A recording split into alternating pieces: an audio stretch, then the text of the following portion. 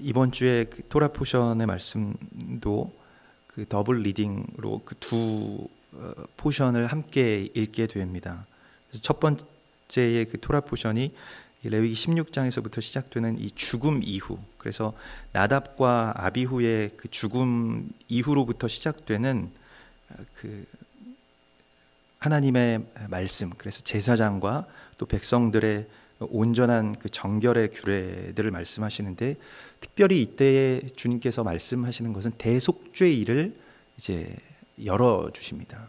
그래서 그 이스라엘 전체의 백성들 그리고 전 인류의 그 죄악들을 완전하게 정결하게 해주시는 하나님의 말씀이 이 죽음 이후에 열리게 됩니다. 그래서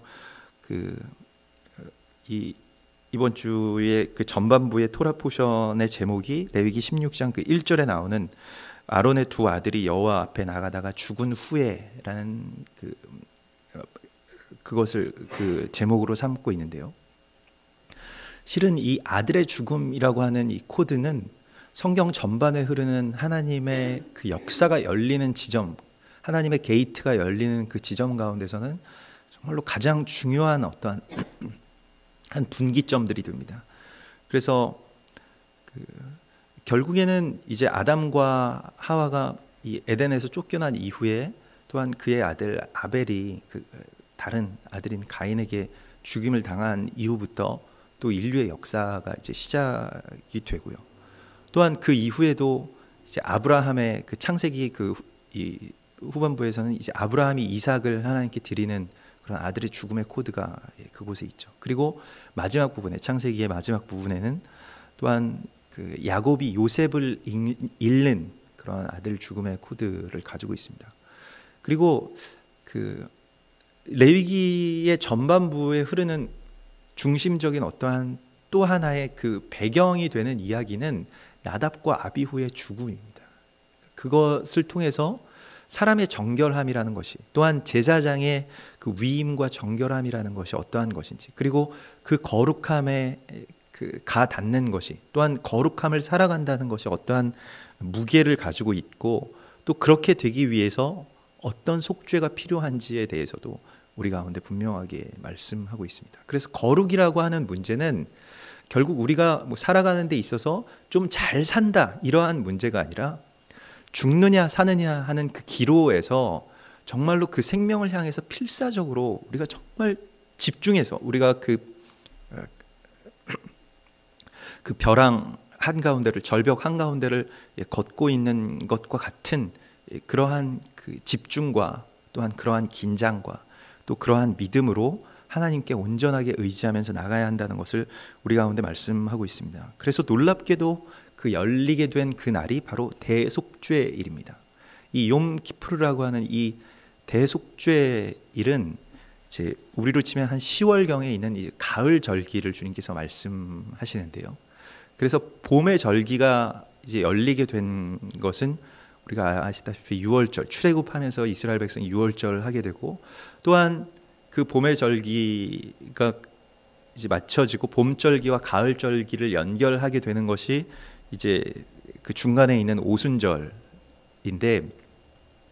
오늘 우리에게 주님께서 말씀하시는 것은 이 특별히 어떠한 절기보다는 뭐 절기, 이 날을 무슨 절기로 나에게 지키라 이런 것보다 이 날의 속죄의 모든 죄에 대한 속죄, 그리고 대제사장에 대한 그 제사장들에 대한 그 속죄를 주님께서 아주 국가적인 속죄를 하시겠다라고 하는 하나님의 말씀이 오늘 여기에 담겨져 있고, 그리고 그 과정 가운데서 일어나는 일들 중에서 특별히 이 아사셀 염소에 대한 규례를 주십니다. 그래서 그 대속죄일이 되면 2마리의 염소를 택해서 1마리의 염소를 진영 밖으로 내보내죠. 그래서 동문 그 이스라엘 그 예루살렘 성전에서 쭉 나와서 동문에서 이 유다 광야까지 계속 이 아사셀 염소를 끌고 가게 되어 있습니다. 그래서 한 레위인이 이것을 끌고 멀리 가면 멀리 갈수록, 그래서 이것이 그 성경에서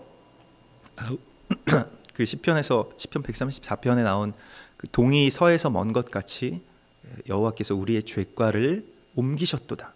우리의 죄가 이 성전에서부터 이제 아주 멀리 사라지게 되었다라고 하는 의미로 이 아사셀 염소의 규례를 우리 가운데 주십니다. 그래서 한 마리의 염소는 지성소에서 이 피를 뿌리게 되고요, 또 한 마리의 염소는 아사셀에게 준다라고 해서 이 죄의 값을, 이 아사셀은 결국에는 이제 그 사단을 의미하는 것이죠. 그래서 아사셀에게 보낸다 이렇게 하는데, 속죄일에 그 어떤 모든 죄를 다, 모든 불결함을 다 가지고 그 아사셀에게, 그 죄악된 자에게, 또 그런 죄악의 존재에게 보내버리는 그러한 것을 말합니다. 그래서 죄와의 완전한 결별을 우리가 뜻하는 것이죠. 그래서 죄가 완전히 없어질 수는 없지만은, 그러니까 죄가 너희를 주장하지 못하게 하라고 주님께서 창세기 4장에서 이 가인에게 말씀하셨던 것과 같이, 또한 우리가 죄에 대해서 틈을 주지 말고 그 죄를 우리 가운데서 떠내보내는 그러한 그 규례를 오늘 우리 가운데 말씀하십니다.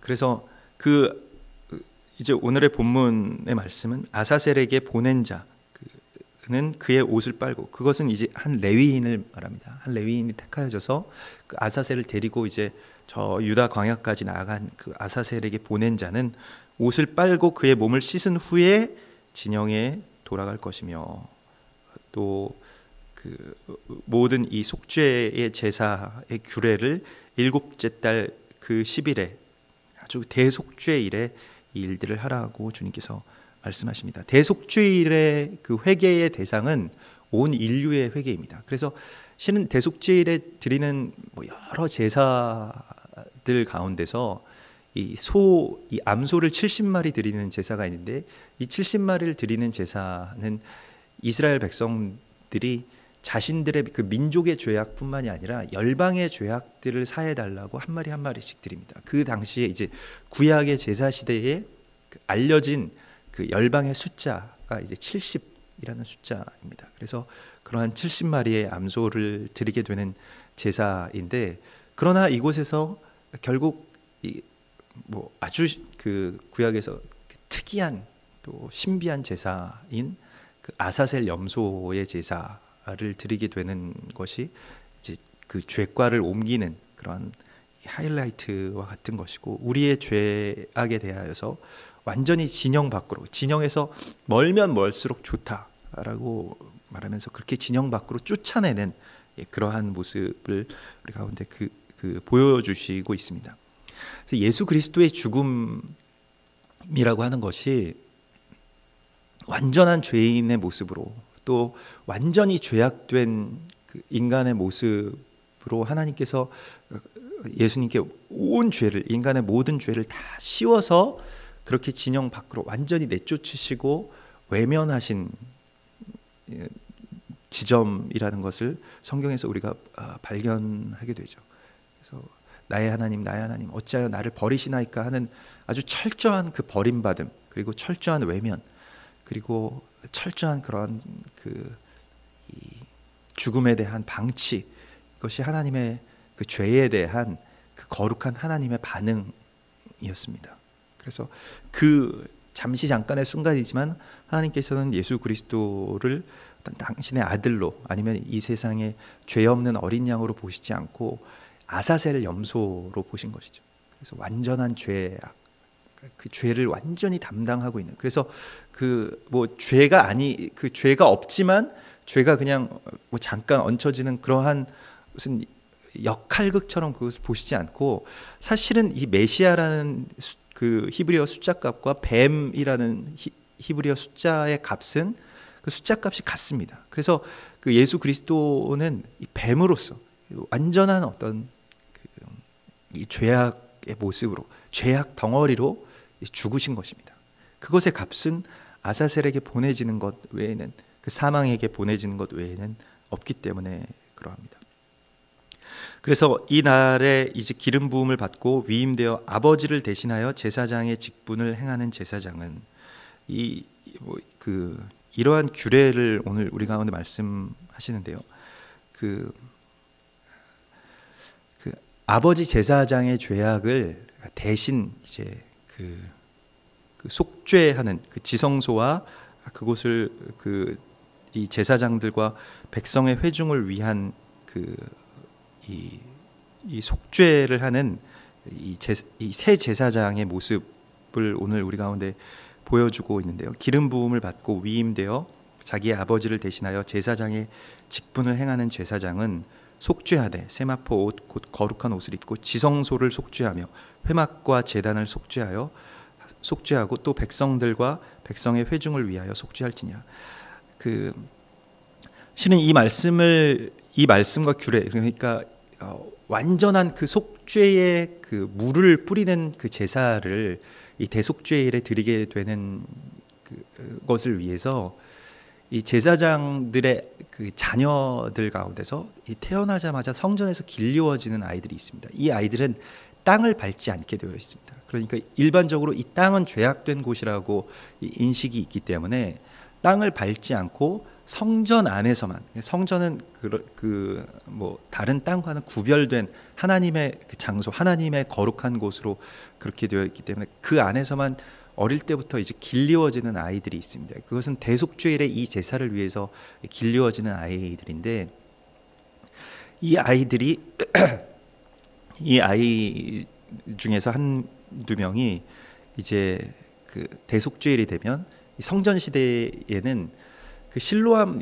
연못에 이 아이를 이제 그 소에 태워서, 이 땅을 밟으면 안 되니까 소에 태워서 이 아이를 보내고, 그 아이가 실로암 연못가에서 이 물을 뜨게 됩니다. 가장 정결한 물을 가장 정결한 그릇에, 아무 것에도 쓰지 않는 가장 정결한 그릇에 이것을 떠서 이제 제단 지성소에 들어와서 이것을 속죄하게 됩니다. 제단의 모든 기구들을 속죄하고, 그래서 이 제단이 한 번 1년에 한 차례씩 정결하게 되는, 그것이 아버지를 대신하여 드리는 그 아들의 제사였습니다. 그래서 이것이 그때에 이루어지게 되는 일이고, 그 실로암에서 물을 떠와서 그 제단에 뿌리는 이 관제가 또한 이때의 하이라이트죠. 그래서 이 물을 떠오는 이 행렬에 모든 그 이스라엘 남자들이 버드나무를 가지고 나가서 막 흔들면서 호산나 호산나 외치는 거예요. 버드나무는 이제 물을 빨아들이는 그러한 나무이죠. 그래서 그 은혜로 말미암아서, 또한 그 하나님의 은혜의 물로 말미암아서 우리를 정하게 하시는 그 주님을 찬양하고, 그러한 우리를 위해서 그 물이 제단 가운데 쏟아지는 것이 이제 속죄의 피와 함께 우리에게 물과 피로 우리를 씻었다라고 하시는, 이 요한복음 19장에서도 예수 그리스도의 옆구리에서 나오는 그 피와 물과 피가 나오더라 하는 것과 같은, 이것이 대속죄일의 의미인 것입니다. 대속죄일의 제사는 피의 제사일 뿐만이 아니라 가장 거룩한 물로 우리를 씻어서 거룩한 제사장으로 위임하시는, 그리고 그의 아버지를 위해서, 또한 이 땅의 제사장을 위해서 그렇게 속죄하시는 어린 양, 또 아주 어린 아이, 그 오랜 시간 동안 그 성전 안에서 아이를 그렇게 기를 수 없기 때문에 아주 어린 아이들이 그 일들을 하게 되는데, 그러면서도 그것을 이제 아주 조심스럽게 그렇게 옮겨서 그곳에 나아가서 이렇게 뿌리게 되는, 그 사명만을 가지고 어린 시절에 성전에서 길리워진 그러한 또 다른 그 어린 제사장들이 있었다는 것을 오늘 이곳에서 우리 가운데 계시하고 있습니다. 그래서 이번 주에 하나님께서 우리 가운데 주시는 것은 사실은 그 레위기의 거의 이제 클라이막스 부분이라고 할 수 있고, 가장 중요한 하나님의 말씀들이, 레위기에서 또한 가장 중요한 하나님의 말씀들이 이곳에 다 들어 있습니다. 레위기의 주제는 결국에는 거룩입니다. 이 거룩이라는 것이 무엇이냐? 그냥 우리가 삶에서 선택할 수 있는 부분의 문제가 아니라, 나답과 아비후의 죽음으로 말미암아서 다시 새롭게 이스라엘 전체의 백성들 가운데 정말로 아들을 잃은 그 아버지의 슬픔, 그리고 그 절망, 그리고 그 가운데서 또한 생명과 그 죽음의 기로에 선 자들의 아주 처절한 몸부림으로 나아가는 것이 바로 거룩이라는 것입니다. 그래서 하나님께서 당신의 아들을 우리 가운데 주셔서 뭐 우리의 죄를 용서해 주시는 어떤 용서의 개념보다 더 하나님께서 우리 가운데 주시고자 하시는 것은 바로 거룩입니다. 이 거룩은 결국 그 뒤에 나오겠습니다마는 내가 거룩하니 너희도 거룩하라고 하는 하나님의 말씀이고, 이것은 무엇이냐면 결국 우리가 주와 같은 삶으로 이 땅 가운데서 주님의 지체가 되어서, 주님과 연합된 주님의 지체가 되어서 이 땅 가운데서 생명 안에서 왕과 같이 이 세상을 다스리고, 또 이 세상에 하나님의 위임받은 하나님과 같은 그러한 거룩함을 가진 자들로 이 땅 가운데서 이 모든 생명들에게 명령하고, 또 온 땅이, 온 열방이 하나님을 찬양하는 그 날을 맞이하게 할 수 있도록 이 거룩한 대속죄의 일을 우리 가운데 허락하여 주신 것입니다. 그래서 우리가 이 나답과 아비후의 죽음, 그 아들의 죽음으로 말미암아서 또한 열리게 된 한 날, 대속죄일의 날을 우리가 또한 기억하고, 또 대속죄일로 말미암아서 우리 가운데 이제 다시 오실 예수 그리스도께서 이 죄와 사망에서 완전히 우리를 이제 그 모든 죄악들을 다 멸하시고 이 세상 가운데서 우리와 함께 주님의 나라를 세워 나가실 그 날을 우리가 소망하면서 이 말씀을 가지고 이번 한 주 동안 그 거룩함 가운데 닿을 수 있기를 소망합니다. 우리 같이 기도하겠습니다.